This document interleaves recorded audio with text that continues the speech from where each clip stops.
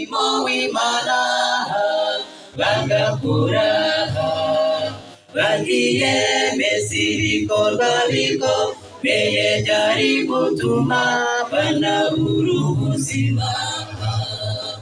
Abo nibo batubereye urugero mu byo dukora none, kubaka inzu y'Imana nshuti biratureba twese ngo duhaguruke, kuko kubaka inzu y'Uwiteka bizana imigisha kuri twe twese.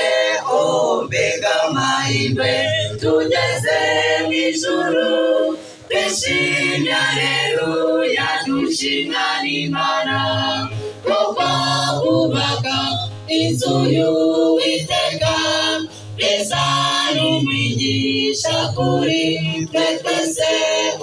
Mbega amahirwe tugeze mu ijuru, twishimye haleluya dushimira Imana.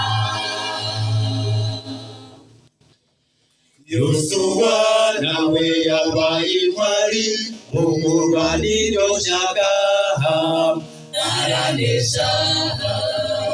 Yaravuze ati jye n'inzu yanjye tuzakorera Imana, ababisha bashware.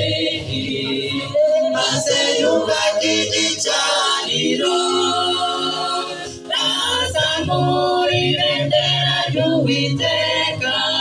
Twizere ku mushinga dufite, turi kumwe n'Imana izagoboka, kuko kubaka inzu y'Uwiteka bizana imigisha kuri twe twese. Mbega amahirwe tugeze mu ijuru, twishimye haleluya dushimira Imana, kuko kubaka inzu y'Uwiteka bizana imigisha kuri twe twese. Mbega amahirwe tugeze mu ijuru, twishimye haleluya dushimira Imana.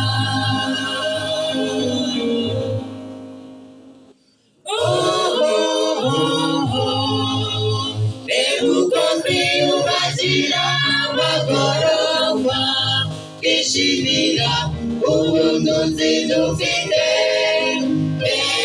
n'amahoro umuremyi wacu tukamusengera mu bihanamanga.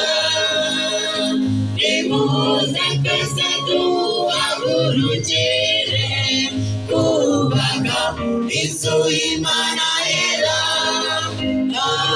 maze tuzagororerwa tugeze kujya munsi mukuru, kuri uwo munsi w'ibisonga byiza. Tuzaba tureba Yesu mu maso, kandi dushimira ko twabaye intwari, natwijyanire mu ijuru heza cyane. Kuri uwo munsi w'ibisonga byiza, tuzaba tureba Yesu mu maso, kandi twishimira ko twabaye intwari, natwijyanire mu ijuru heza cyane. Kuri uwo munsi w'ibisonga byiza, tuzaba tureba Yesu mu maso, kandi twishimira ko twabaye intwari, natwijyanire mu ijuru heza cyane.